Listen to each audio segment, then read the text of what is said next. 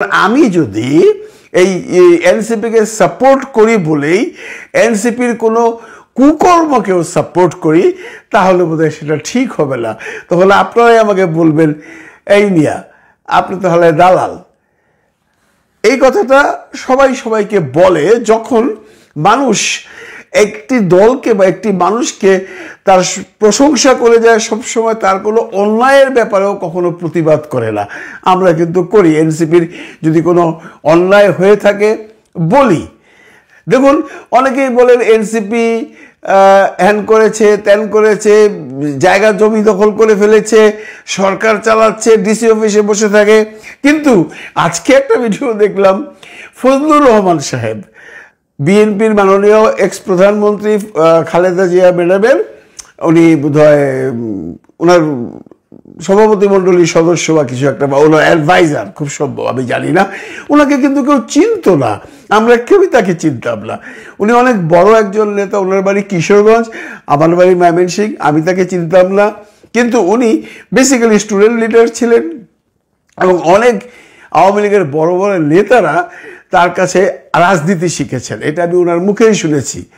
ইদানিংকালে উনি বেশ পপুলার, টক শো করেন এবং এই লাস্ট উনি একটি ছেলেকে লাইভ শোতে রাজাকার বলে বেশ পপুলার হয়েছেন বা বেশ ভাইরাল হয়েছেন এবং এখন উনি খুব ভাইরাল। ওনাকে এখন প্রায়শই টক শোতে দেখা যায়। উনি বিভিন্ন রকম সময় বিভিন্ন রকম মন্তব্য করেন, এক একবার এক একটা মন্তব্য যেটা কিনা বোমার মতো মানে আচরণ করে বিস্ফোরিত হয়ে যায়।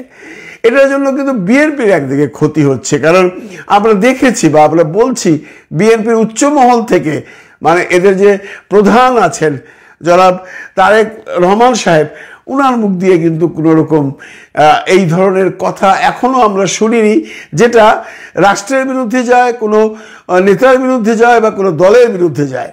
কিন্তু তার নিচে যে সমস্ত নেতাগণরা আছেন তারা প্রায়শই অনেক অনেক মন্তব্য করে যাচ্ছেন যেগুলো দলের জন্য ক্ষতিগ্রস্ত। এর মধ্যে এই ফজলুর রহমান সাহেব একজন।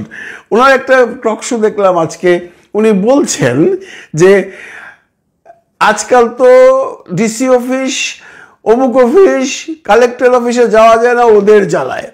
আমি ধরে নিলাম নিশ্চয়ই এনসিপির কথা বলছে, কারণ এনসিপির তো একটা বদনাম সবাই রটিয়েই দিয়েছে যে এনসিপিরা নাকি ডিসিকে চালায়, এসপিকে চালায়, সেক্রেটারিয়েট চালায়।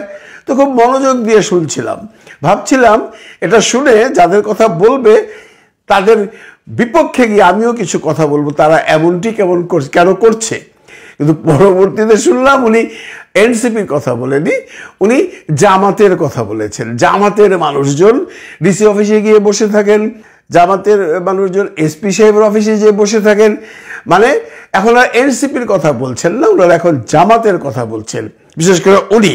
আমরা এটা শুনবো উনি কি বলছেন। জানেন ভোট করলে কিচ্ছু থাকবে না, জামানত থাকবে না, অনেক জায়গায় জামানত থাকবে না।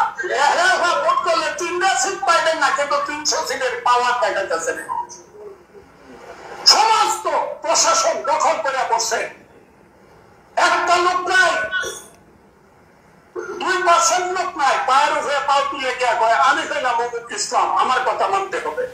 এখন বুঝতে পারছেন কি কথাটা বলছে? মানে উনি অ্যাকচুয়ালি জামাতে ইসলামের কথা বলছেন। পায়ের উপরে পাও তুলে বসে থাকে, একটা লোক নেই, জিজ্ঞাসা করলে বলে আমি হলাম অমুক ইসলাম। আসলেও কি সত্য? আমার তো মনে হয় না। আপনারা এতদিন এনসিপির কথা বলেছেন, এখন শুরু করেছেন জামাতকে নিয়ে। এগুলো করে কি লাভ ফজলু সাহেব? ইলেকশন দিলে কে পাশ করবে কে ফেল করবে সেটা তো সময় বলে দিবে।